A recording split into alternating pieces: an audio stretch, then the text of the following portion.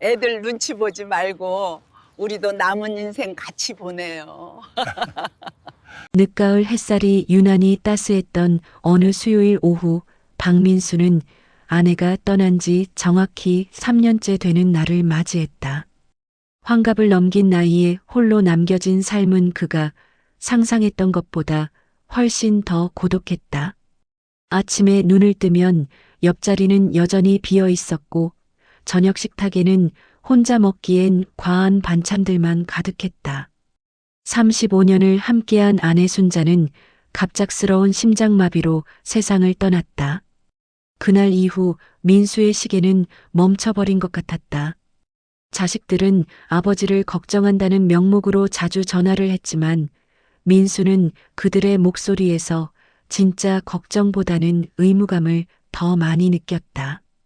큰아들 진우는 강남에서 법무법인을 운영하며 바쁜 나날을 보냈고 딸 수진이는 미국에서 교수로 재직 중이었다.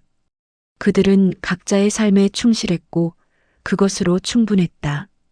민수는 자식들에게 짐이 되고 싶지 않았다. 평생 가장으로서 당당하게 살아온 그였기에 늙어서까지 자식들의 동정을 받고 싶지 않았다. 그날도 민수는 평소처럼 동네 도서관을 찾았다. 은퇴 후 유일한 낙이라면 책 읽기였다. 젊은 시절 회사 일에 쫓겨 제대로 읽지 못했던 고전들을 하나씩 읽어가는 시간은 그에게 작은 위안이 되었다. 도서관 2층 창가 자리는 어느새 그의 단골석이 되어 있었다. 햇살이 잘 들고 밖으로는 은행나무 가로수가 보이는 그 자리에서 민수는 오늘도 책장을 넘기고 있었다. 실례합니다. 여기 자리 비었나요? 부드럽고 차분한 목소리가 민수의 독서를 방해했다. 고개를 들자 단정한 회색 가디건을 입은 여성이 조심스럽게 미소 짓고 있었다. 곱게 빗어올린 머리에는 은발이 섞여 있었고 화장기 없는 얼굴은 세월의 흔적을 담고 있었지만 여전히 단아한 아름다움이 느껴졌다. 민수는 순간 당황하여 주변을 둘러보았다. 도서관에는 빈자리가 많았다. 여성은 민수의 시선을 알아챘는지 조용히 덧붙였다. 이 자리가 햇볕이 제일 잘 드는 것 같아서요. 눈이 좋지 않아 밝은 곳에서 책을 읽어야 해서요. 민수는 고개를 끄덕이며 자리를 조금 옆으로 옮겼다. 여성은 감사하다는 말과 함께 자리에 앉았다. 그녀의 손에는 박경리의 토지 전집이 들려 있었다. 민수도 최근에 그 책을 다시 읽었던 터라 묘한 동질감이 들었다. 그렇게 두 사람의 첫 만남은 시작되었다. 특별할 것 없는 도서관에서 흔히 있을 법한 우연한 마주침이었다. 하지만 운명이라는 것은 때로 이렇게 소박한 모습으로 찾아오는 법이다. 그 후로 민수는 도서관에서 종종 그 여성을 마주쳤다. 같은 시간대에 같은 자리를 선호하다 보니 자연스럽게 눈인사를 나누게 되었고 어느 날부터는 가벼운 대화도 오가기 시작했다. 그녀의 이름은 강은혜였다. 환갑을 갓 넘긴 나이에 민수보다 4살 어렸다. 남편을 4년 전에 췌장암으로 떠나보냈고 이제는 혼자 살고 있다고 했다. 은혜의 목소리에는 슬픔이 배어 있었지만 동시에 담담함도 느껴졌다. 오랜 세월 슬픔과 함께 살아온 사람만이 가질 수 있는 그런 평온함이었다. 민수는 그녀와 대화를 나누면서 묘한 편안함을 느꼈다. 서로의 상처를 알고 있기에 굳이 위로의 말을 건네지 않아도 되었고 침묵이 어색하지 않았다. 어느 날 민수는 용기를 내어 은혜에게 제안했다. 도서관 근처 찻집에서 차라도 한잔하자고. 은혜는 잠시 망설이다가 고개를 끄덕였다. 그녀의 눈에는 기대와 불안이 교차하고 있었다. 아마도 민수의 눈에도 같은 감정이 비쳤을 것이다. 찻집에서의 시간은 생각보다 편안했다. 두 사람은 자연스럽게 지난 삶에 대해 이야기했다. 민수는 건설회사에서 35년을 근무했고 은혜는 초등학교 교사로 정년퇴직했다고 했다. 민수에게는 자녀가 둘, 은혜에게는 셋이었다. 모두 출가하여 각자의 삶을 살고 있었다. 요즘엔 뭐가 제일 행복하세요? 민수가 조심스럽게 물었다. 은혜는 잠시 생각하다가 대답했다. 아침에 눈을 떴을 때 오늘 하루도 무사히 시작할 수 있다는 것. 그게 감사하더라고요. 전엔 당연한 줄 알았는데 이제는 하루하루가 선물 같아요. 민수는 고개를 끄덕였다. 그도 비슷한 생각을 하며 살고 있었다. 배우자를 먼저 보낸 사람들만이 아는 그런 감정이었다. 두 사람의 만남은 그렇게 조금씩 잦아졌다. 일주일에 한 번 도서관에서 만나 함께 차를 마시는 것이 일상이 되었다. 민수는 은혜와 함께하는 시간이 기다려졌다. 오랜만에 느끼는 설렘이었다. 하지만 동시에 죄책감도 밀려왔다. 아내가 떠난 지 겨우 3년밖에 되지 않았는데 다른 여자와 차를 마시고 웃고 있다는 것이 배신처럼 느껴졌다. 어느 날 밤 민수는 아내의 영정 앞에 앉아 한참을 말없이 있었다.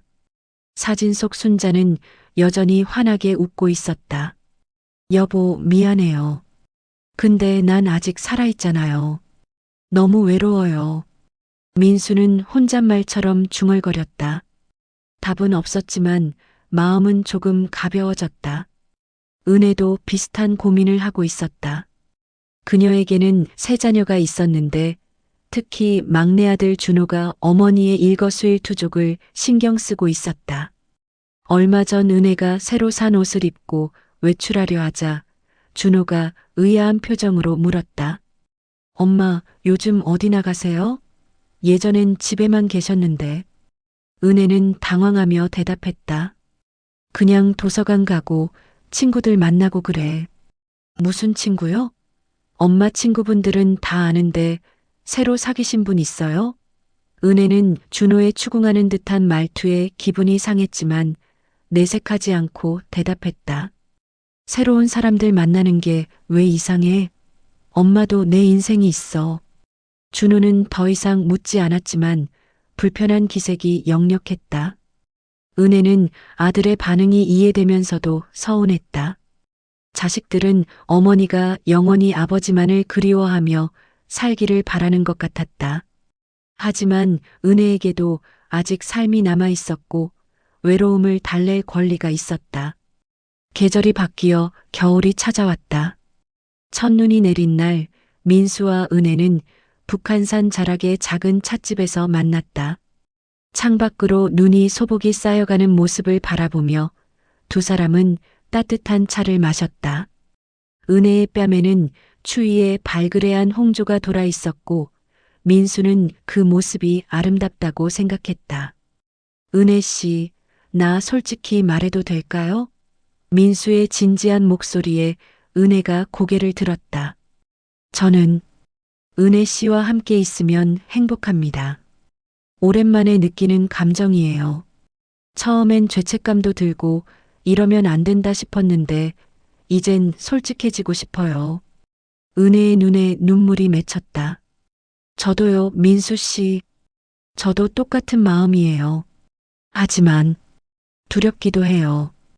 우리 나이에 이런 감정을 느끼는 게 맞는 건지, 주변 사람들이 뭐라고 할지.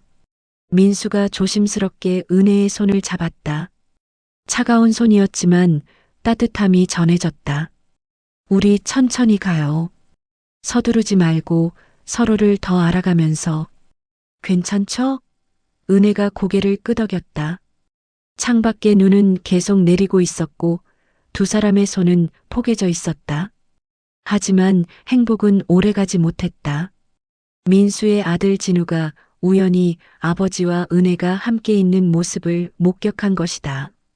진우는 강남의 한 레스토랑에서 회식을 마치고 나오다가 근처 카페에서 다정하게 대화를 나누는 아버지를 보았다.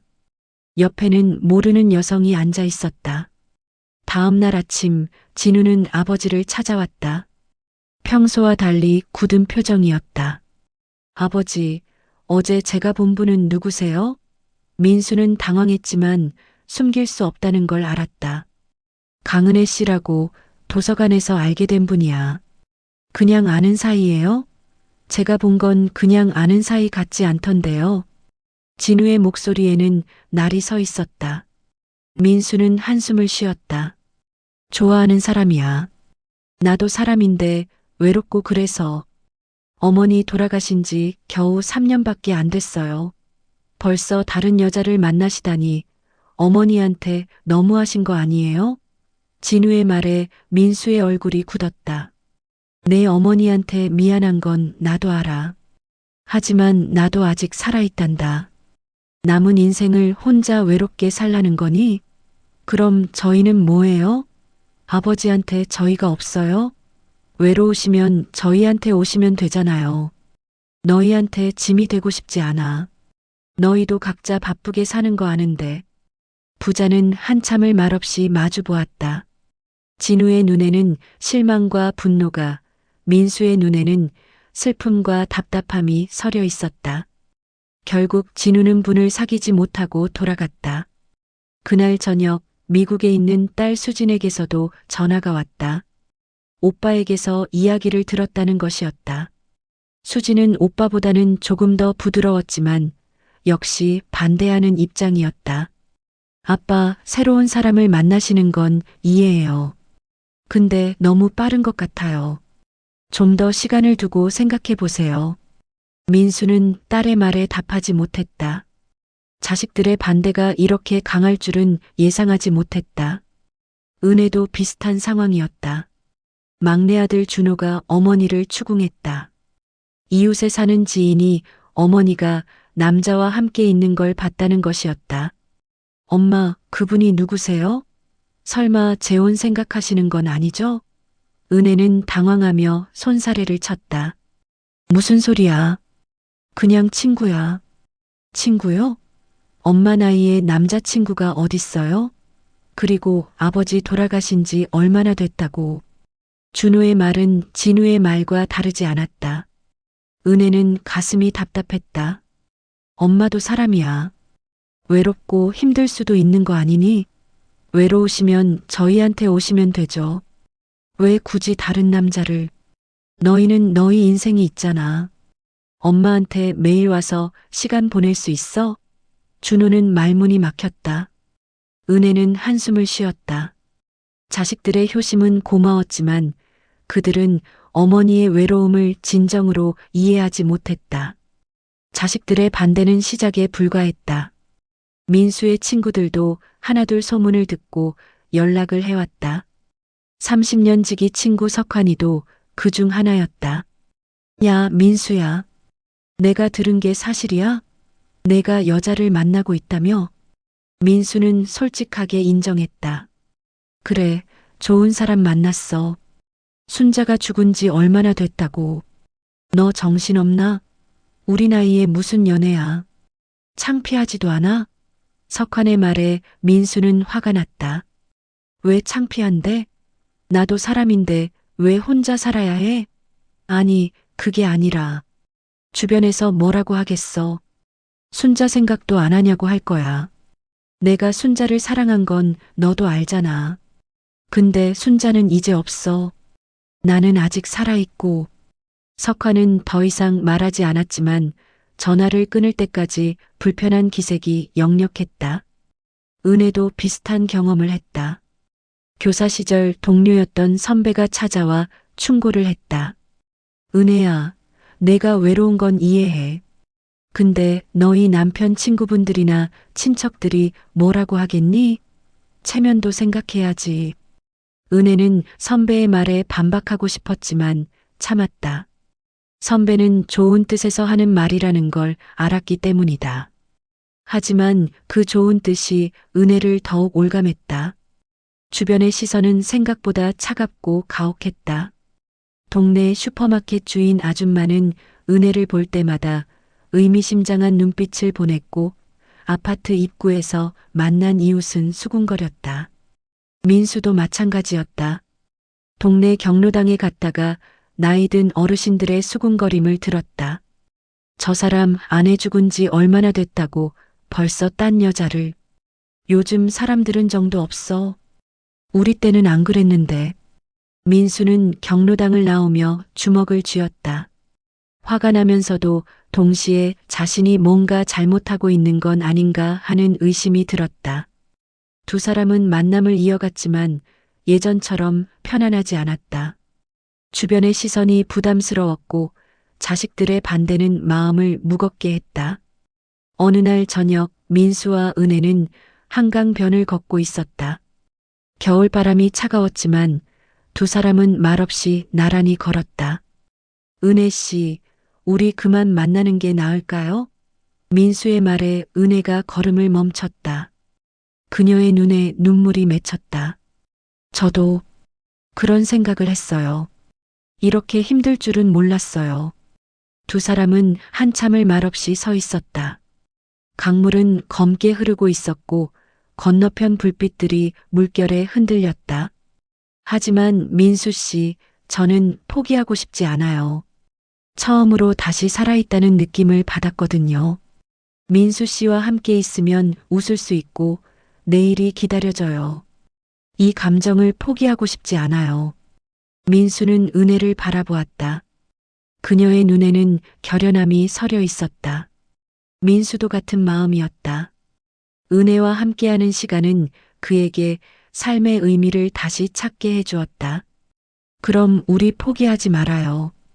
힘들겠지만 함께 이겨내요. 민수가 은혜의 손을 잡았다. 은혜가 고개를 끄덕였다. 두 사람은 다시 걷기 시작했다. 앞길은 여전히 험난했지만 함께라면 갈 수 있을 것 같았다. 새해가 밝았지만 민수와 은혜에게 새해는 희망보다는 근심으로 시작되었다. 설 명절이 다가오면서 두 사람은 각자 자식들과 마주해야 하는 시간을 피할 수 없었다.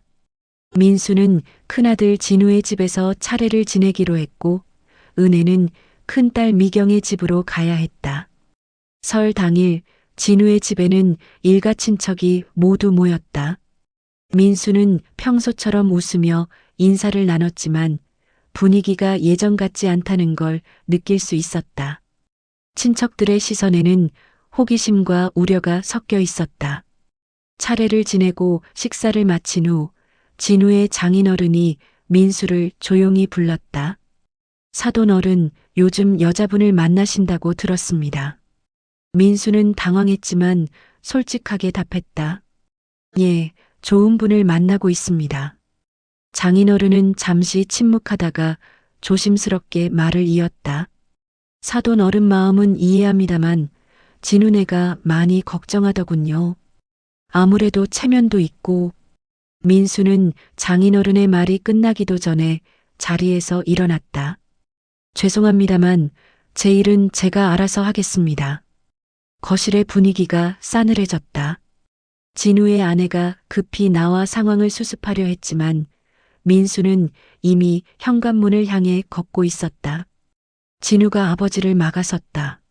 아버지, 어디 가세요? 아직 친척분들 다 안 가셨는데. 나는 가야겠다. 여기 있으면 나도 모르게 화낼 것 같아서. 민수는 코트를 입고 집을 나섰다. 뒤에서 진우의 아내가 당황해하는 목소리가 들렸지만 민수는 돌아보지 않았다. 은혜도 비슷한 상황이었다. 큰딸 미경의 집에서 차례를 지내는 동안 내내 불편한 시선을 느꼈다. 특히 미경의 시어머니가 노골적으로 불쾌한 표정을 지었다. 요즘 어르신들도 참 쉽게 마음을 바꾸시네요. 옛날 같으면 상상도 못할 일인데.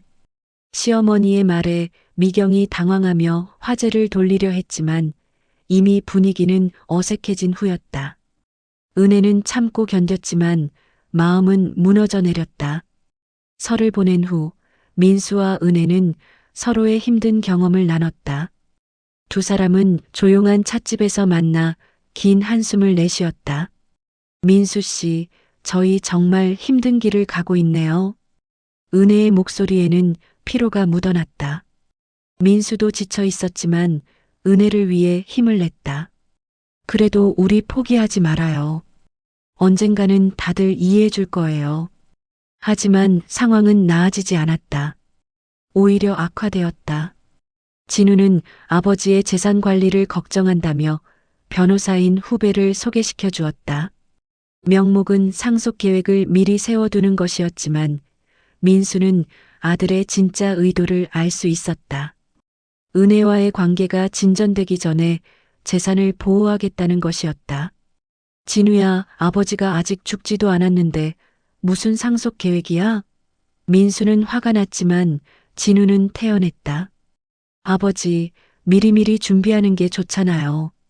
나중에 복잡해지면 곤란하니까.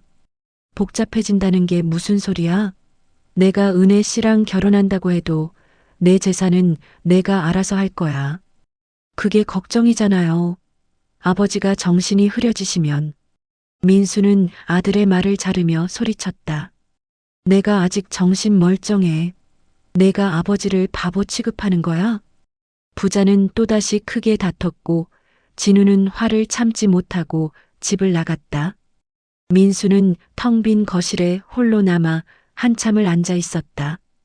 자식들과의 관계가 이렇게까지 틀어질 줄은 몰랐다. 은혜의 상황도 크게 다르지 않았다. 셋째 아들 준호가 어머니의 통장 거래 내역을 확인해 달라며 은행에 동의서를 요구했다. 이유는 혹시 사기를 당하고 있을지 모른다는 것이었다. 준호야, 엄마가 그렇게 어리석어 보이니?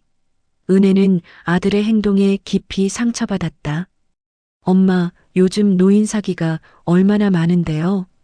그 남자분이 좋은 사람인지 어떻게 알아요? 박민수 씨는 그런 사람이 아니야. 엄마가 판단할 수 있어. 판단요? 엄마가 지금 정상적인 판단을 하고 계신 거예요? 황혼 이혼한 사람들 얼마나 많은지 아세요? 은혜는 더 이상 대화하고 싶지 않았다. 아들들은 어머니의 행복보다는 자신들의 유산을 더 걱정하는 것 같았다. 주변의 시선도 여전히 곱지 않았다. 민수가 사는 아파트 부녀회에서는 공공연하게 그에 대한 소문이 돌았다. 아내가 죽은 지 얼마 되지도 않았는데 벌써 다른 여자를 만난다는 것, 그 여자도 남편이 죽고 얼마 안 됐다는 것, 둘 다 자식이 있는데 무책임하다는 것. 소문은 점점 더 과장되고 왜곡되어 갔다. 은혜도 비슷한 경험을 했다. 교회에서 오랫동안 다녔던 그녀는 어느 날 권사님으로부터 조용히 불려나갔다. 은혜 집사님, 요즘 남자분을 만나신다는 소문이 있던데 사실인가요? 은혜는 솔직하게 답했다. 예, 좋은 분을 만나고 있습니다. 권사님의 표정이 굳어졌다. 집사님, 그건 좀 아닌 것 같아요. 남편분 돌아가신 지 얼마나 됐다고. 교회에서도 좋지 않게 보는 분들이 많아요. 은혜는 가슴이 답답했다. 신앙생활을 오래 해온 교회에서마저 이런 시선을 받다니. 권사님, 저도 사람입니다. 외롭고 힘들 때가 있어요. 그게 왜 잘못인가요? 잘못이라는 게 아니라 때가 있다는 거죠. 좀 더 시간을 두고. 은혜는 더 이상 듣고 싶지 않아 자리를 떴다. 그날 이후로 교회 나가는 것이 두려워졌다. 두 사람의 만남은 이제 거의 비밀스럽게 이루어졌다. 사람들의 눈을 피해 외진 곳에서 만났고 전화 통화도 조심스러웠다. 마치 젊은 연인들처럼 숨어 다니는 자신들이 우스우면서도 슬펐다. 어느 날 저녁 두 사람은 서울 외곽의 조용한 식당에서 저녁을 먹었다. 창밖으로는 봄비가 내리고 있었다. 은혜 씨, 우리 이렇게까지 해야 하나요? 마치 무슨 나쁜 짓이라도 하는 것처럼. 민수의 목소리에는 좌절감이 묻어났다. 은혜도 같은 마음이었다. 저도 힘들어요. 하지만 포기하고 싶지는 않아요. 자식들은 언제쯤 우리를 이해해 줄까요? 모르겠어요. 어쩌면 영원히 이해 못할지도. 두 사람은 한참을 말없이 창밖의 비를 바라보았다. 빗방울이 유리창을 타고 흘러내렸다. 그때 민수의 휴대폰이 울렸다. 딸 수진이었다. 민수는 잠시 망설이다가 전화를 받았다. 아빠, 나 수진이야. 한국 들어왔어. 언제 들어왔어? 미리 말을 해야지. 갑자기 일이 생겨서. 아빠, 내일 시간 있어? 만나서 얘기 좀 하자. 민수는 딸의 목소리에서 심상치 않은 기운을 느꼈다. 무슨 일인데? 전화로는 힘들고 만나서 얘기할게. 내일 저녁에 우리 집으로 와. 전화를 끄는 민수는 불안한 표정으로 은혜를 바라보았다. 은혜도 뭔가 심상치 않다는 것을 느꼈다. 다음 날 저녁 민수는 딸의 집을 찾았다. 거실에는 수진뿐만 아니라 진우도 와 있었다. 두 남매가 함께 있다는 것은 심각한 대화를 하겠다는 뜻이었다. 앉으세요, 아빠. 수진의 목소리는 평소보다 차가웠다. 민수는 소파에 앉으며 두 자식을 바라보았다. 아빠, 우리 솔직하게 얘기할게요. 아빠가 그 여자분이랑 계속 만나시겠다면 우리는 아빠를 더 이상 모실 수 없어요. 민수는 귀를 의심했다. 뭐라고? 진우가 거들었다. 아버지, 우리도 많이 고민했어요. 근데 아버지가 우리 말을 전혀 안 들으시잖아요. 그럼 우리도 방법이 없어요. 너희가 나를 모신다고? 내가 언제 너희한테 모셔달라고 했니? 수진이 차분하게 말을 이었다. 아빠 나중에 아프시거나 도움이 필요하실 때 누구한테 기대실 건데요? 그 여자한테? 그 여자 자식들이 아빠를 돌봐줄 것 같아요? 민수는 화가 치밀어 올랐다. 강은혜 씨를 그 여자라고 부르지 마라. 그분에게도 이름이 있어. 이름이 중요한 게 아니잖아요. 진우가 목소리를 높였다. 아버지, 정신 차리세요. 나이 들어서 외로운 거 이해해요. 근데 그렇다고 이성을 잃으시면 안 되죠. 우리한테도 체면이 있어요. 아버지 친구분들이, 친척들이 뭐라고 하는지 아세요? 내가 왜 남의 눈치를 봐야 하는데? 나는 나대로 살 권리가 있어. 수진이 한숨을 쉬며 말했다. 아빠, 우리가 이렇게까지 말씀드리는 건 아빠를 사랑해서예요. 나중에 후회하실까봐. 그 여자가 아빠 재산만 노리는 건 아닌지, 진심인지 어떻게 알아요? 민수는 자리에서 벌떡 일어났다. 너희는 사람을 돈으로만 보는구나. 너희 엄마가 살아있었으면 얼마나 슬퍼했을까. 엄마 얘기는 왜 나와요? 엄마 생각하시면 그 여자 못 만나시는 거 아니에요? 민수는 더 이상 참을 수 없었다. 너희 엄마는 그런 사람이 아니었어. 엄마는 내가 행복하길 바랐을 거야. 너희처럼 이기적이지 않았어. 거실에 침묵이 흘렀다. 수진의 눈에 눈물이 맺혔고 진우는 고개를 돌렸다. 아빠가 그렇게 생각하신다면 우리도 할 말 없어요. 하지만 아빠가 그 여자를 선택하시면 우리는 아빠를 선택할 수 없어요. 민수는 두 자식을 번갈아 보았다. 그들은 진심이었다. 민수는 코트를 집어들고 현관으로 향했다. 좋아. 너희 마음대로 해. 난 은혜 씨를 포기할 수 없어. 그게 너희한테는 배신으로 보일지 모르지만 나한테는 살아갈 이유야. 민수는 문을 열고 나갔다. 뒤에서 수진이 울음을 터뜨리는 소리가 들렸지만 민수는 돌아보지 않았다. 집으로 돌아온 민수는 곧바로 은혜에게 전화를 했다. 은혜는 민수의 떨리는 목소리를 듣고 무슨 일인지 짐작했다. 민수 씨, 무슨 일 있었어요? 민수는 자식들과의 대화를 털어놓았다. 은혜는 조용히 듣다가 한숨을 쉬었다. 민수 씨, 쟤 때문에 자식들이랑 틀어지시면 안 돼요. 저는 괜찮아요. 아니에요. 은혜 씨 잘못이 아니에요.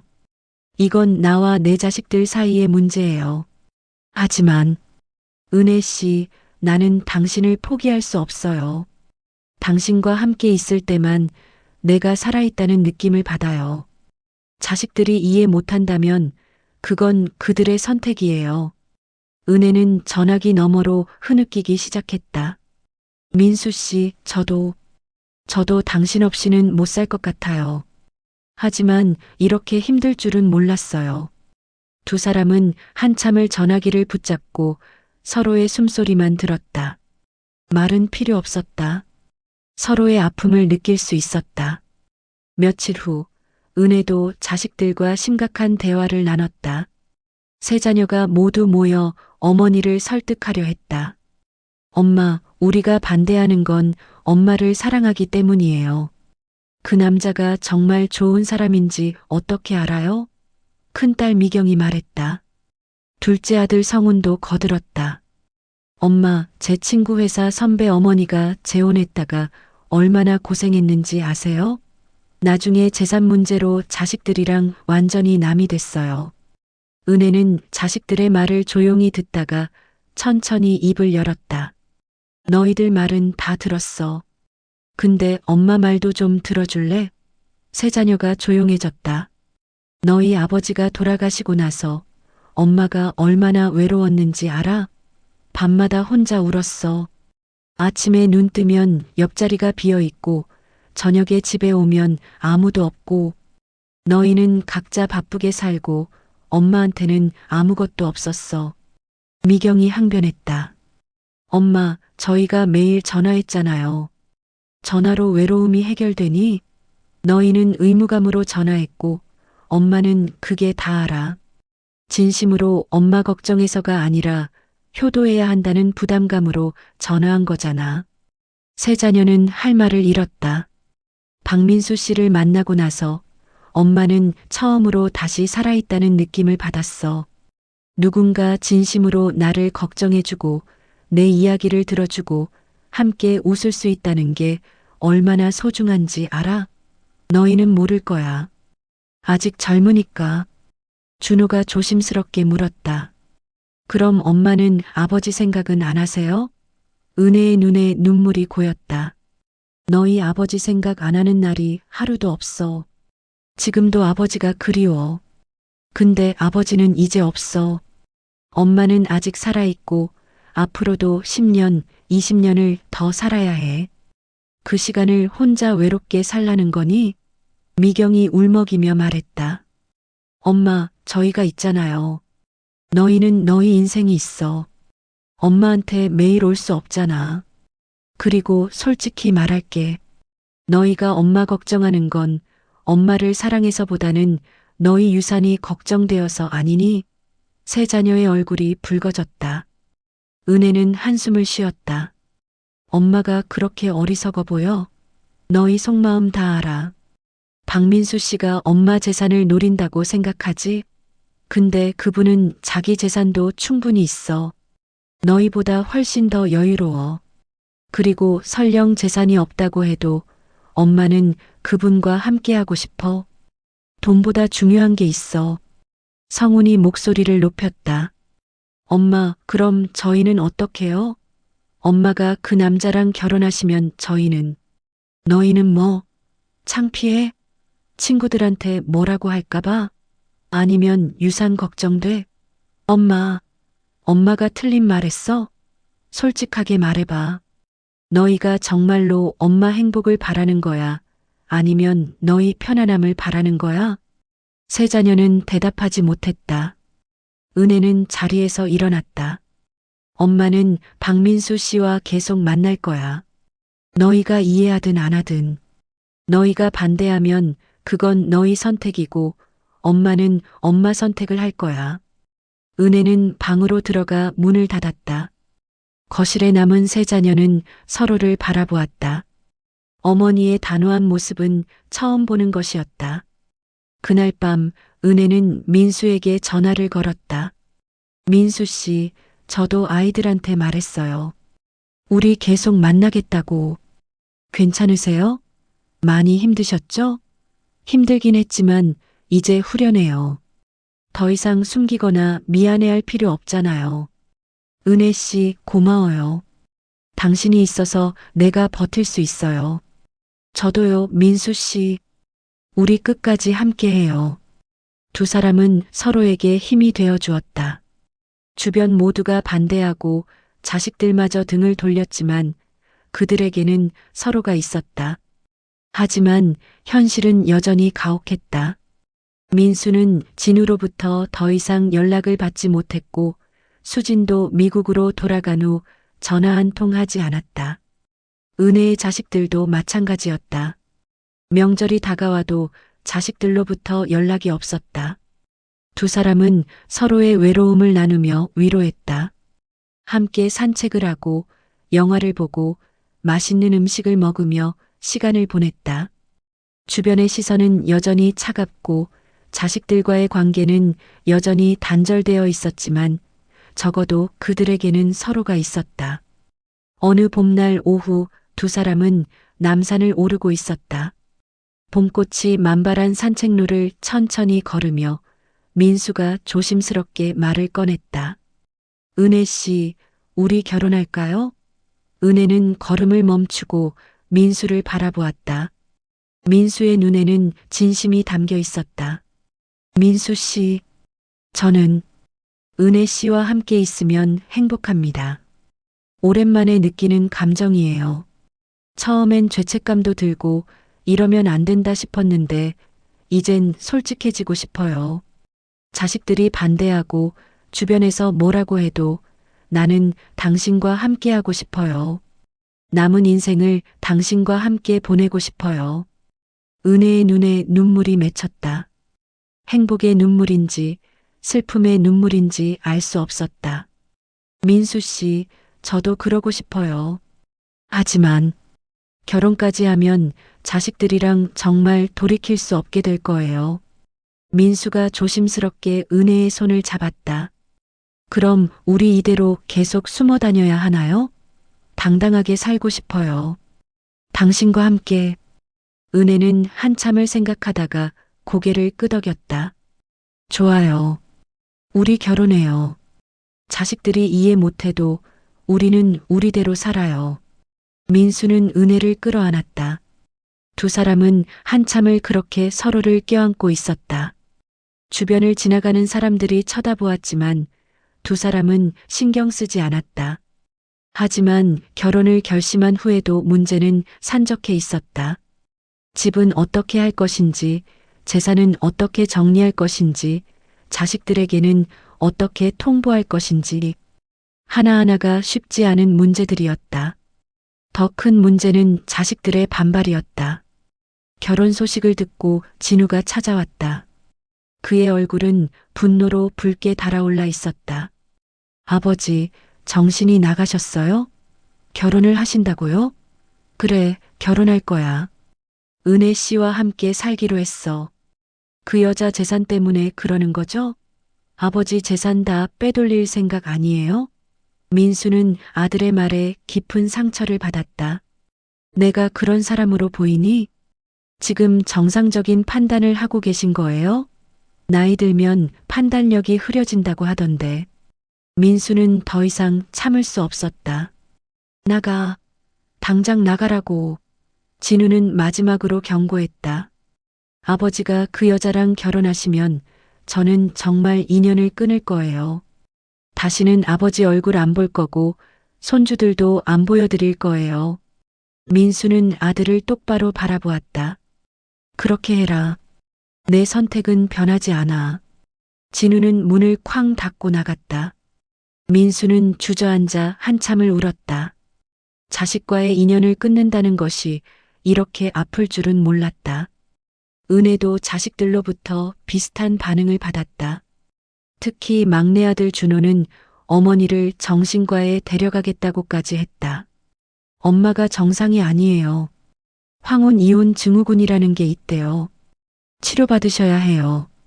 은혜는 아들의 말에 어이가 없었다. 엄마가 미쳤다고? 사랑하는 사람이 생겼다고 미친 거야? 그 나이에 무슨 사랑이에요? 그냥 외로워서 착각하시는 거예요. 은혜는 아들을 쏘아보았다. 내가 뭘 알아? 사랑은 나이와 상관없어. 엄마도 감정이 있는 사람이야. 결국 은혜의 세 자녀도 어머니와 연락을 끊겠다고 선언했다.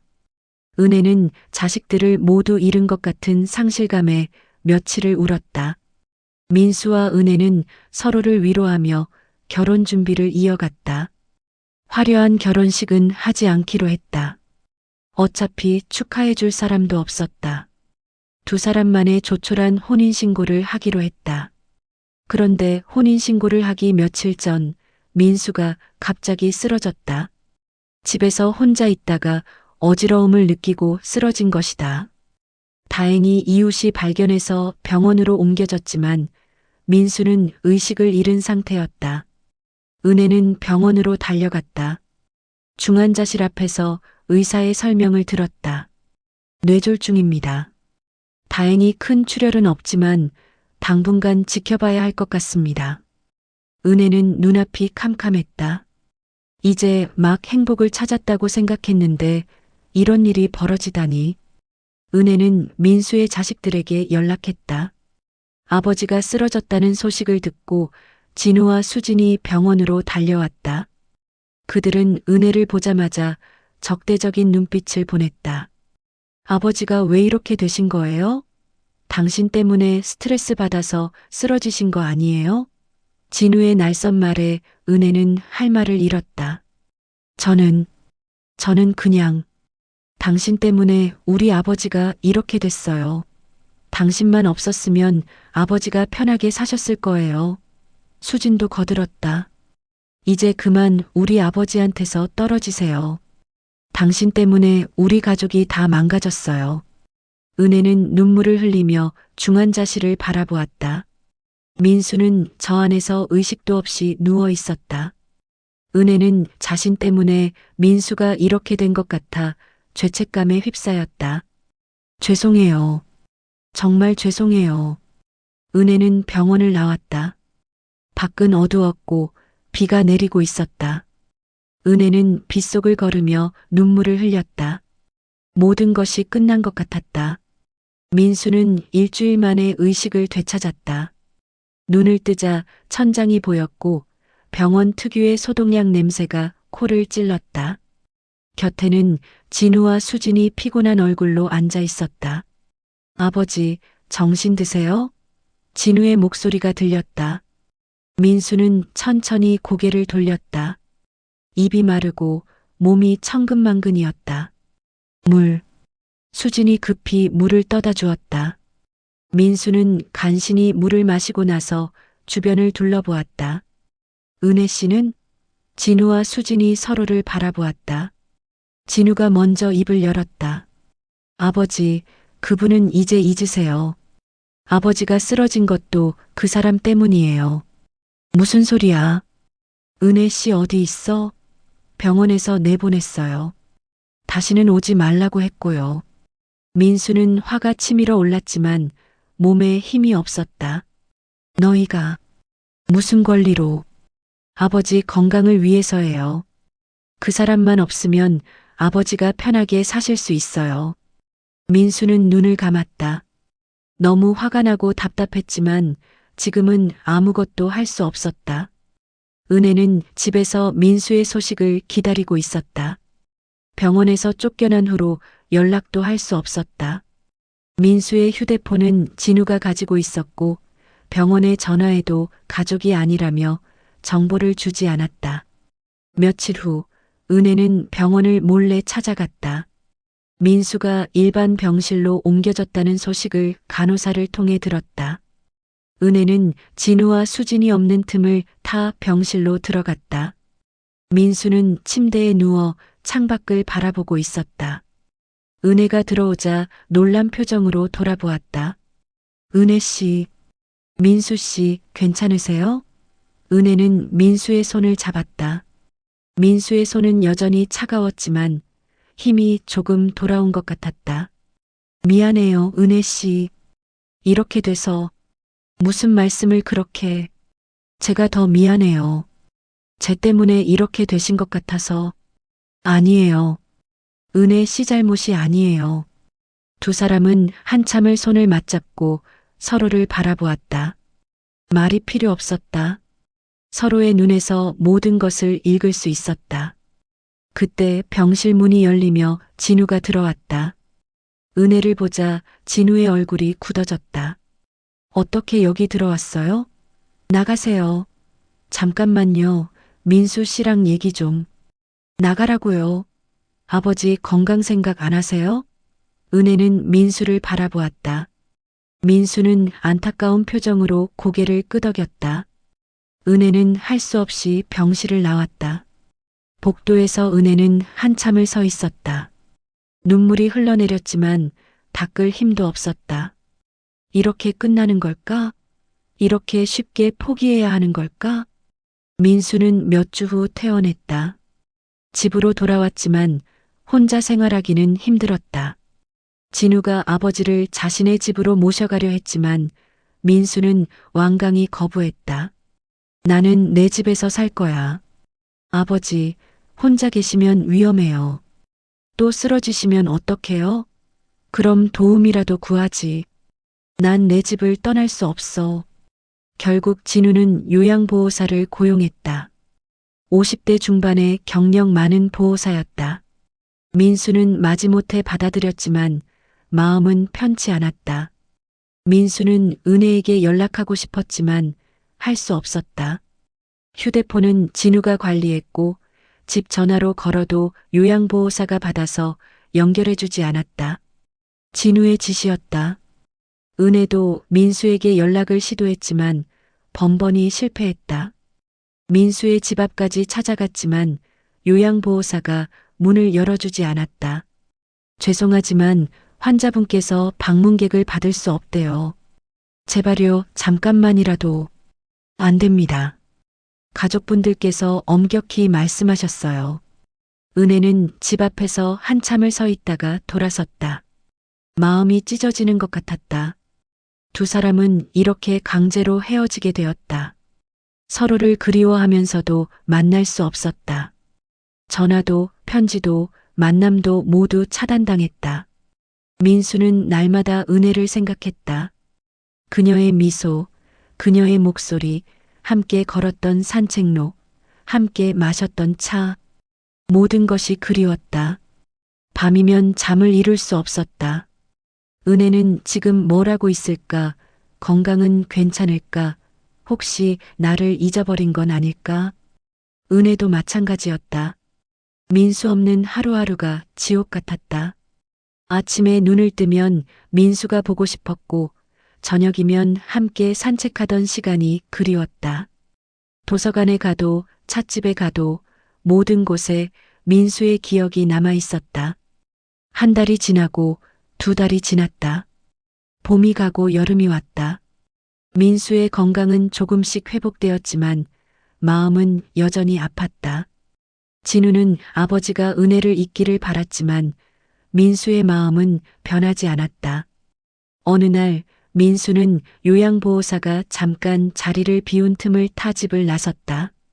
몸은 예전만 못했지만 걸을 수는 있었다. 민수는 은혜의 집으로 향했다. 은혜의 집 앞에 도착했을 때 민수는 한참을 서 있었다. 초인종을 누를 용기가 나지 않았다. 만약 은혜가 자신을 거부하면 어떡하지? 만약 은혜가 이미 자신을 잊었다면? 하지만 민수는 용기를 내어 초인종을 눌렀다. 잠시 후 문이 열렸다.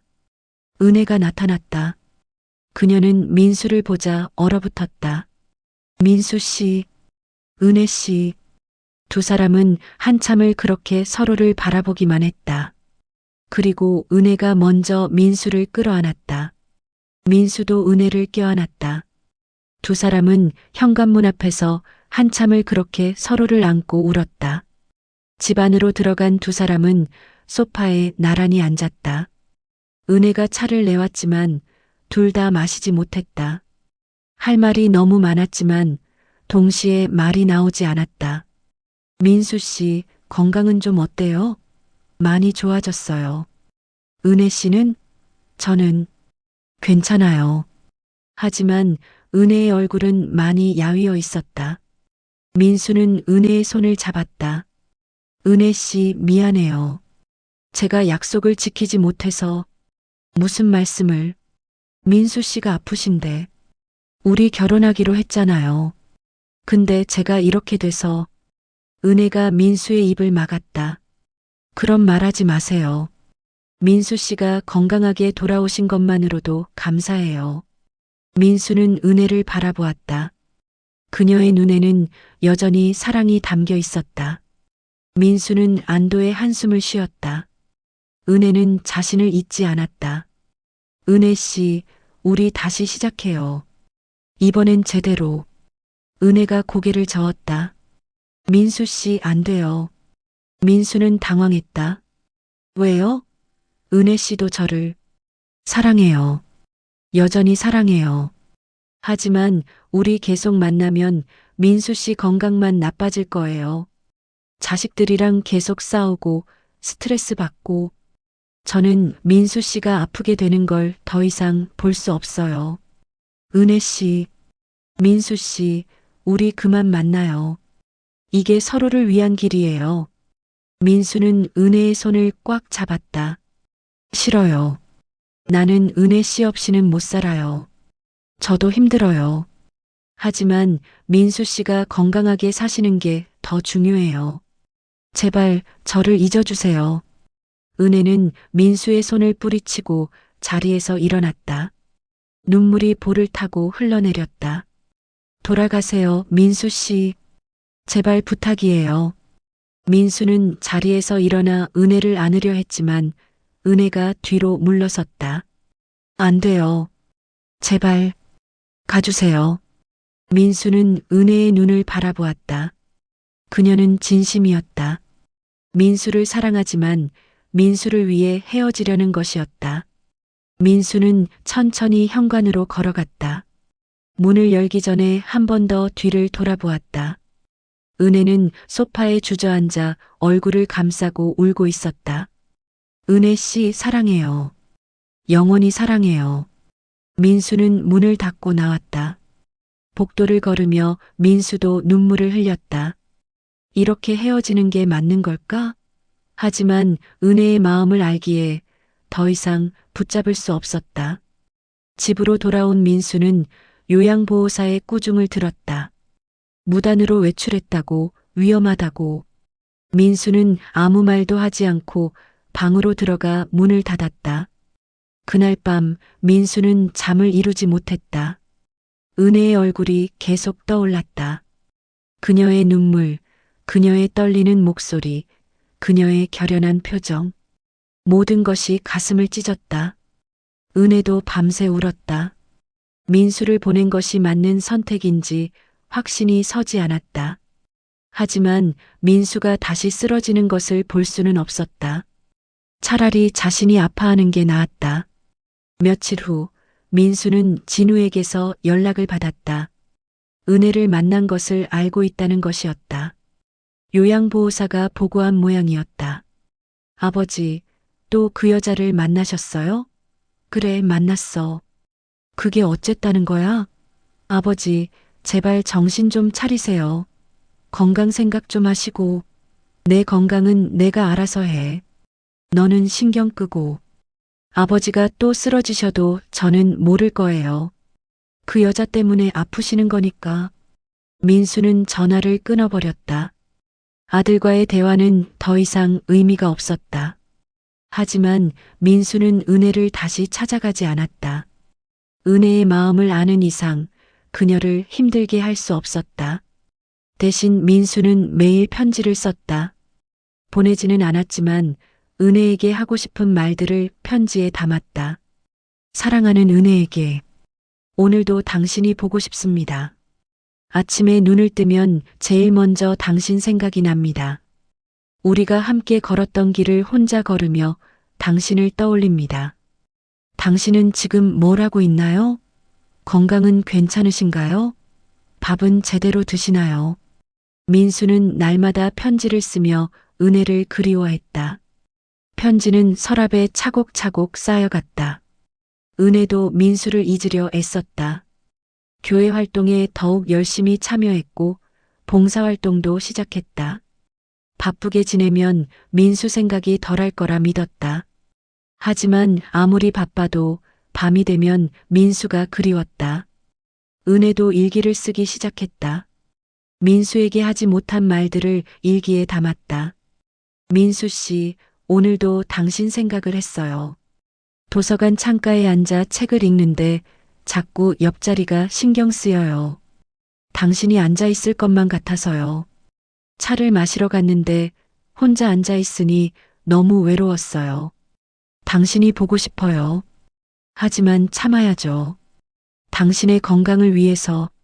여름이 지나고 가을이 왔다. 두 사람은 서로를 그리워하면서도 만나지 못했다. 민수의 건강은 조금씩 회복되었지만 마음의 상처는 아물지 않았다. 은혜도 겉으로는 평온해 보였지만 속은 여전히 아팠다. 어느 가을날 민수는 병원에 정기검진을 받으러 갔다. 의사는 건강이 많이 좋아졌다고 말했다. 약만 꾸준히 먹고 관리하면 일상생활에 지장이 없을 것이라고. 민수는 병원을 나서며 결심했다. 더 이상 이렇게 살 수는 없었다. 은혜 없는 삶은 의미가 없었다. 건강이 회복된 지금 은혜를 다시 찾아가야 했다. 민수는 집으로 돌아와 요양보호사에게 말했다. 이제 도움이 필요 없어요. 혼자 생활할 수 있어요. 어르신, 아직은 괜찮아요. 의사 선생님도 괜찮다고 하셨어요. 그동안 고마웠어요. 민수는 진우에게도 연락했다. 더 이상 요양보호사가 필요 없으니 보내겠다고. 진우는 반대했지만 민수의 의지는 확고했다. 요양보호사가 떠난 후 민수는 자유를 되찾은 기분이었다. 이제 아무도 자신을 감시하지 않았다. 민수는 서랍을 열고 그동안 썼던 편지들을 꺼냈다. 두툼한 편지 뭉치였다. 민수는 편지들을 가방에 넣고 은혜의 집으로 향했다. 가는 길에 꽃집에 들러 은혜가 좋아하던 백합을 샀다. 손이 떨렸다. 은혜가 자신을 받아줄까? 아니면 또 거절할까? 은혜의 집 앞에 도착했을 때 민수는 한참을 서 있었다. 용기를 내어 초인종을 눌렀다. 잠시 후 문이 열렸다.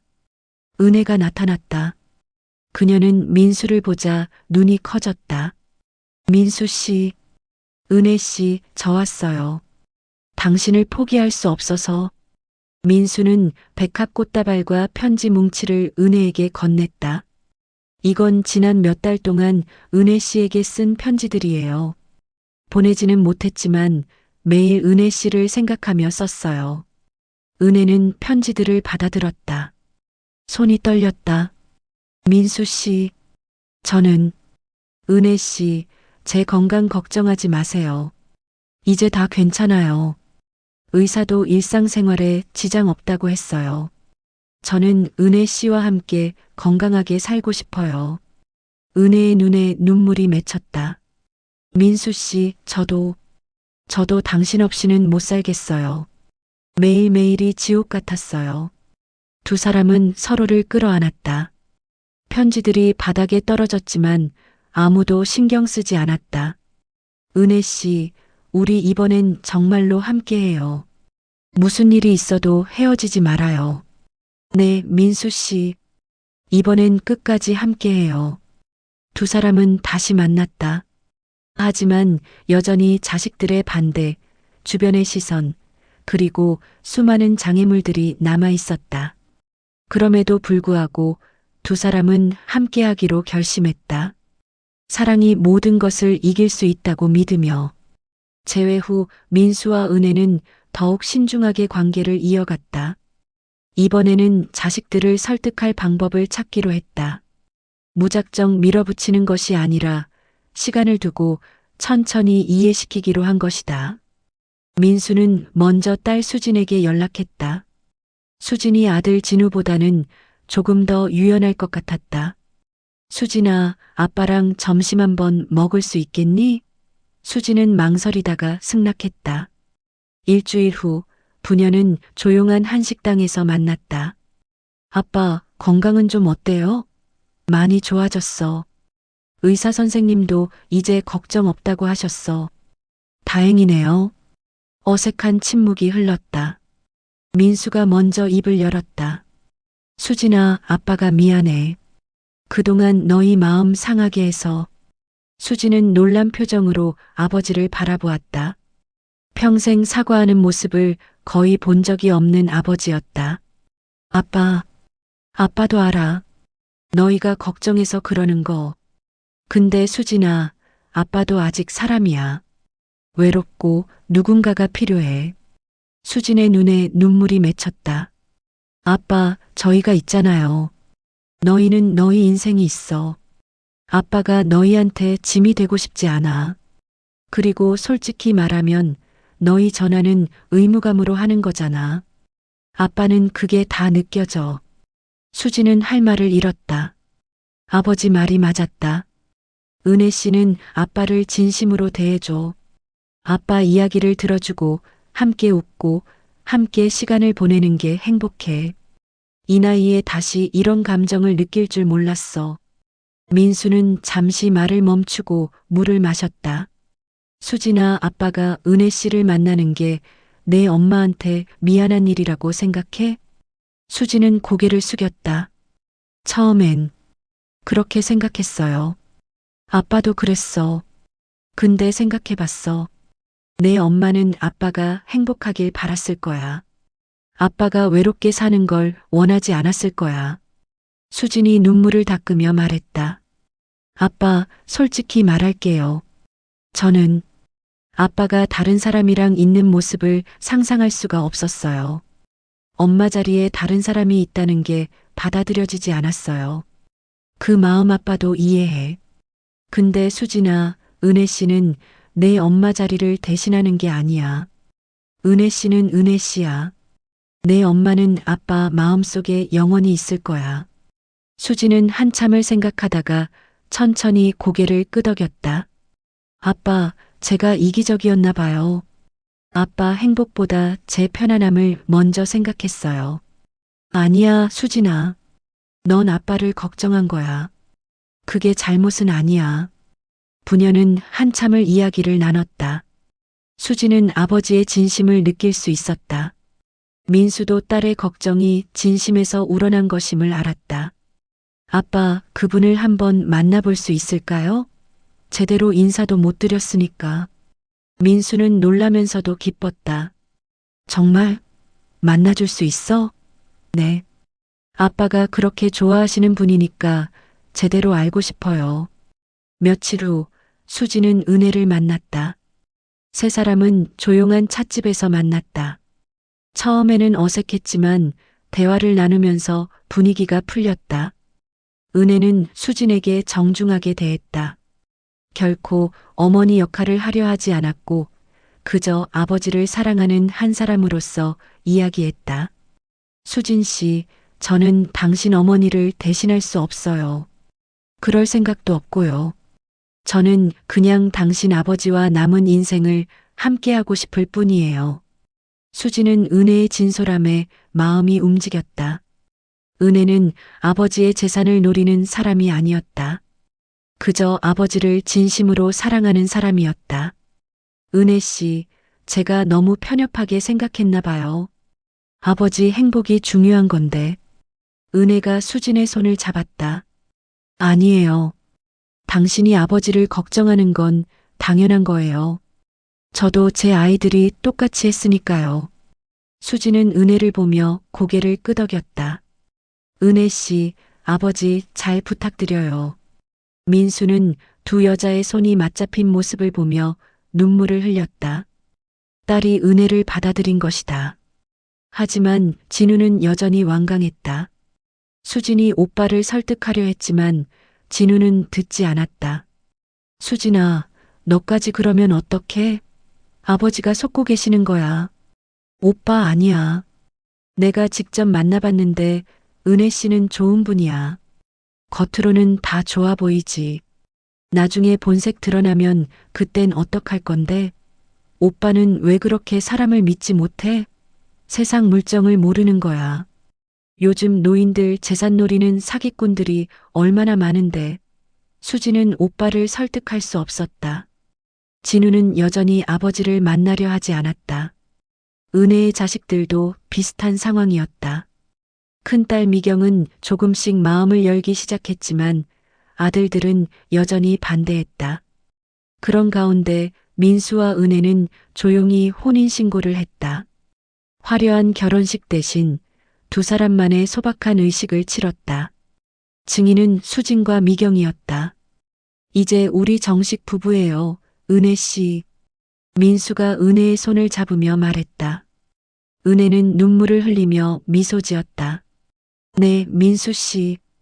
이제 끝까지 함께해요. 두 사람은 새 출발을 했다. 민수의 집에서 함께 살기로 했다. 처음에는 모든 것이 낯설었다. 서로의 생활 습관도 달랐고 적응해야 할 것들이 많았다. 아침형 인간인 민수는 새벽 5시에 일어났지만 은혜는 7시에 일어나는 것을 좋아했다. 민수는 커피를 좋아했지만 은혜는 녹차를 선호했다. 작은 것들이었지만 함께 살면서 조율해야 할 부분들이었다. 하지만 두 사람은 서로를 배려하며 조금씩 맞춰갔다. 민수는 아침에 조용히 일어나 은혜를 깨우지 않으려 노력했고, 은혜는 민수를 위해 커피를 배우기 시작했다. 함께 장을 보러 가고, 함께 요리를 하고, 함께 산책을 했다. 평범한 일상이었지만 두 사람에게는 꿈 같은 시간이었다. 계절이 바뀌어 겨울이 왔다. 민수와 은혜가 결혼한 지 6개월이 지났다. 여전히 진우와 은혜의 아들들은 연락을 하지 않았지만 다른 자녀들과는 조금씩 관계가 회복되고 있었다. 수지는 한국에 올 때마다 아버지 집을 찾았다. 은혜를 은혜 이모라고 부르며 대했다. 어색하긴 했지만 노력하는 모습이 보였다. 미경도 가끔 어머니를 찾아왔다. 처음엔 민수를 어떻게 대해야 할지 몰라 어색해했지만 시간이 지나면서 조금씩 편해졌다. 어느 겨울날 민수는 심한 독감에 걸렸다. 고열에 시달리며 침대에 누워 있었다. 은혜는 밤낮으로 민수를 간호했다. 죽을 끓여 먹이고 이마에 수건을 올려주고 약을 챙겨 먹였다. 이틀째 되는 밤 민수의 열이 떨어지지 않았다. 은혜는 걱정이 되어 수진에게 연락했다. 수진 씨, 아버지가 열이 많이 나시는데 병원에 가봐야 할 것 같아요. 수진은 급히 달려왔다. 아버지를 보자 얼굴이 하얗게 질렸다. 아빠, 119 불러야 할 것 같아요. 아니야, 괜찮아. 그냥 독감이야. 하지만 민수의 목소리는 힘이 없었다. 결국 구급차를 불렀고 민수는 병원으로 실려갔다. 병원에서 검사 결과 독감이 폐렴으로 번진 것이었다. 입원 치료가 필요했다. 은혜와 수지는 교대로 민수를 간호했다. 사흘째 되는 날 진우가 병원에 나타났다. 수진이 연락한 것이었다. 진우는 병실에 들어서자 아버지를 보고 그리고 간호하고 있는 은혜를 보았다. 은혜의 얼굴은 피곤에 지쳐 있었다. 머리는 산발이었고 눈에는 핏발이 서 있었다. 하지만 민수를 바라보는 눈에는 걱정과 사랑이 가득했다. 진우는 은혜에게 다가갔다. 제가 할게요. 좀 쉬세요. 은혜는 놀란 표정으로 진우를 바라보았다. 진우는 처음으로 은혜에게 부드러운 표정을 지었다. 아버지를 이렇게 정성껏 돌봐주셔서 감사합니다. 은혜의 눈에 눈물이 맺혔다. 진우 씨, 제가 잘못 생각했나 봐요. 당신이 아버지를 진심으로 사랑한다는 걸 이제야 알겠어요. 진우는 아버지를 바라보았다. 제가 아버지 행복보다 제 체면을 먼저 생각했어요. 아버지, 죄송해요. 민수는 아들의 손을 잡았다. 말은 하지 못했지만 눈빛으로 모든 것을 전했다. 그날 이후 진우는 태도가 완전히 바뀌었다. 은혜를 어머니라고 부르지는 않았지만 최소한 존중하는 태도를 보였다. 은혜도 진우에게 억지로 가까워지려 하지 않았다. 서로 적당한 거리를 유지하며 존중하는 관계를 만들어갔다. 민수는 일주일 후 퇴원했다. 집으로 돌아온 민수는 은혜의 손을 잡으며 말했다. 은혜 씨, 고마워요. 당신이 없었으면 어떻게 됐을지. 무슨 말씀을. 당연한 거죠. 우리 부부잖아요. 민수는 은혜를 끌어안았다. 사랑해요, 은혜 씨. 당신을 만나서 정말 행복해요. 저도 사랑해요, 민수 씨.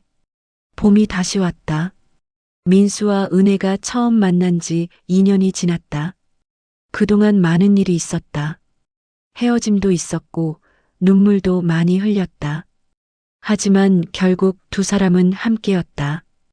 어느 봄날 두 사람은 남산을 다시 찾았다. 1년 전 민수가 청혼했던 그곳이었다. 벚꽃이 만발한 산책로를 걸으며 민수가 말했다. 은혜 씨, 우리 여기서 1년 전에 결혼하자고 했죠? 네, 기억해요. 그때는 참 힘들었죠. 자식들도 반대하고 주변 시선도 차갑고. 맞아요. 하지만 우리 이겨냈잖아요. 민수가 은혜를 바라보며 미소 지었다. 은혜 씨 덕분이에요. 당신이 포기하지 않아서. 아니에요. 민수 씨가 용기를 내주셨으니까요. 두 사람은 벤치에 앉아 벚꽃 흩날리는 모습을 바라보았다. 민수가 조심스럽게 말을 꺼냈다. 은혜 씨, 우리 이제 진짜 가족 만들기 시작했어요. 자식들도 조금씩 받아들이고. 네, 그러게요. 미경이가 이번 주말에 저희 집에서 저녁 먹자고 했어요. 진우 씨 가족도 온대요. 정말요? 우리 애들이 다 같이? 네. 처음으로 다 같이 모이는 거예요. 민수는 감격스러워했다. 꿈만 같네요. 주말이 되었다. 민수와 은혜의 집에는 오랜만에 웃음소리가 가득했다. 수진이 미국에서 날아왔고 진우 가족도 왔다. 은혜의 딸 미경과 둘째 아들 성훈도 참석했다. 막내 준호만 아직 오지 않았지만 그것만으로도 충분했다. 저녁 식사를 준비하면서 여자들은 부엌에서, 남자들은 거실에서 대화를 나눴다. 어색하긴 했지만 예전과는 확연히 다른 분위기였다. 은혜 이모, 이거 어떻게 하면 돼요? 수진이 묻자 은혜가 웃으며 대답했다. 이렇게 하면 돼요. 당신 어머니가 좋아하시던 방식이에요. 어머니 요리를 아세요? 민수 씨한테 많이 들었어요. 당신 어머니가 요리를 정말 잘하셨다고. 수지는 은혜가 자신의 어머니를 존중한다는 것을 느꼈다. 마음이 따뜻해졌다. 저녁 식사는 화기애애했다. 아이들은 할아버지, 할머니라고 부르며 웃었다. 은혜를 할머니라고 부르는 손주들의 목소리에 은혜는 눈물이 날 것 같았다. 식사 후 진우가 조심스럽게 입을 열었다. 아버지, 은혜. 어머니, 그동안 제가 정말 잘못 생각했어요. 진심으로 사과드려요. 은혜가 진우의 손을 잡았다. 아니에요, 진우 씨. 당신이 아버지를 걱정한 거잖아요. 저도 이해해요. 아버지를 이렇게 행복하게 해주셔서 감사해요. 아버지가 요즘 정말 젊어지신 것 같아요. 민수가 웃으며 말했다. 은혜 씨 덕분이지. 이 사람이 날 살렸어. 가족들은 웃었다. 따뜻한 웃음이었다. 그날 밤 가족들이 모두 돌아간 후 민수와 은혜는 베란다에 나와 앉았다. 밤하늘에는 별이 빛나고 있었다. 은혜 씨, 오늘 정말 행복했어요. 저도요, 민수 씨. 우리 가족이 모두 함께 있는 모습을 보니까 꿈만 같아요. 힘들었던 시간들이 있었지만 결국 이겨냈죠. 은혜가 민수의 손을 잡았다. 우리 함께였으니까요. 민수 씨, 고마워요. 나한테 와줘서, 포기하지 않아서. 민수 씨야말로 저를 다시 살게 해줘서 고마워요. 두 사람은 손을 맞잡고 별을 바라보았다. 앞으로도 어려움은 있을 것이다. 나이가 들수록 건강 문제도 생길 것이고 여전히 모든 자식들이 완전히 받아들인 것은 아니었다. 하지만 두 사람에게는 서로가 있었다. 그것으로 충분했다. 몇 달 후 놀라운 일이 일어났다. 은혜의 막내 아들 준호가 찾아온 것이다. 준호는 어머니와 민수 앞에 서서 깊이 고개를 숙였다. 어머니, 죄송해요. 제가 너무 이기적이었어요. 은혜는 아들을 끌어안았다. 괜찮아, 준호야. 엄마가 이해해. 준호는 민수에게도 인사했다. 어머니, 잘 부탁드립니다. 민수는 준호의 손을 잡으며 말했다. 고마워요. 어머니를 잘 모시겠습니다. 이제 정말로 모든 가족이 하나가 되었다. 쉽지 않은 길이었지만 사랑이 모든 것을 이겨냈다. 1년 후 민수와 은혜는 작은 파티를 열었다. 결혼 2주년 기념이었다. 모든 자녀들과 손주들이 모였다. 진우의 가족, 수진의 가족, 미경의 가족, 성훈의 가족, 준호의 가족까지 좁은 집은 사람들로 가득했다. 아이들의 웃음소리, 어른들의 대화소리, 주방에서 들려오는 요리하는 소리. 모든 것이 생기로 가득했다. 민수는 모인 사람들 앞에서 짧은 인사말을 했다. 여러분, 오늘 이렇게 모여주셔서 감사합니다. 2년 전 저는 은혜 씨를 만났습니다. 그때 많은 분들이 반대했고 저희도 많이 힘들었습니다. 사람들은 조용히 민수의 말을 들었다. 하지만 포기하지 않았습니다. 사랑하니까요. 그리고 결국 여러분 모두 저희를 받아들여 주셨습니다. 감사합니다. 민수는 은혜의 손을 잡았다. 은혜 씨, 당신을 만나서 제 인생이 다시 시작됐어요.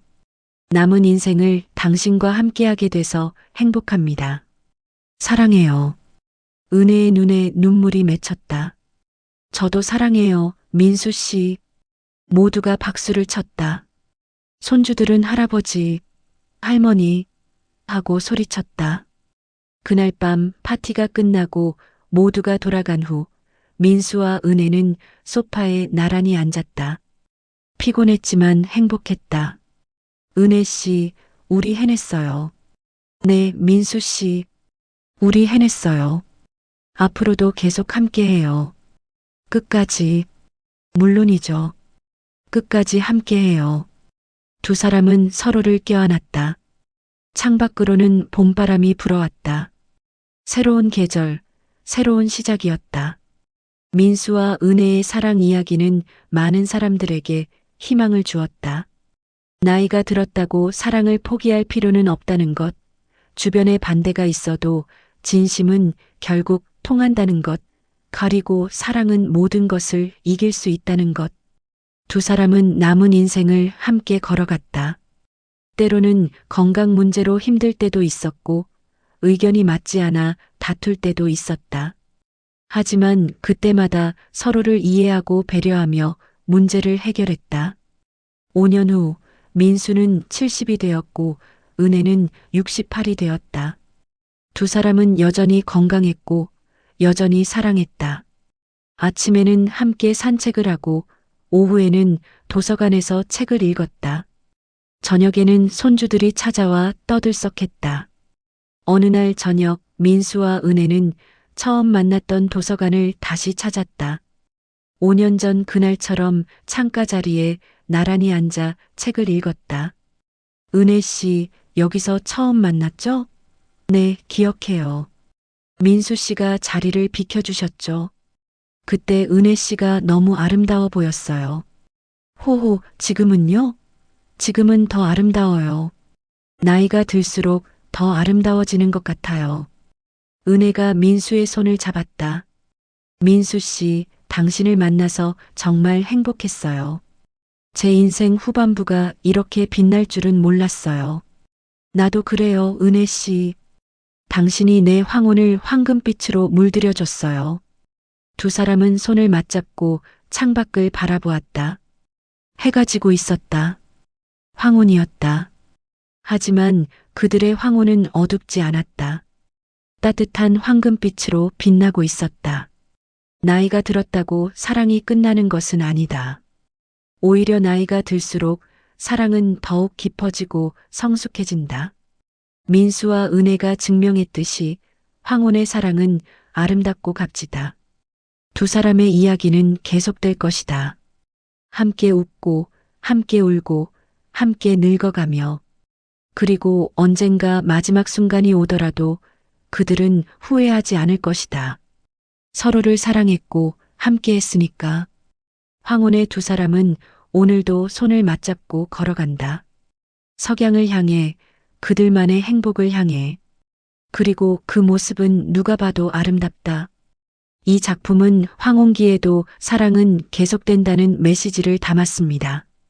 배우자를 잃은 후의 외로움, 새로운 사랑에 대한 죄책감, 자식들과의 갈등, 주변의 시선 등 현실적인 어려움들을 솔직하게 그려내고자 했습니다.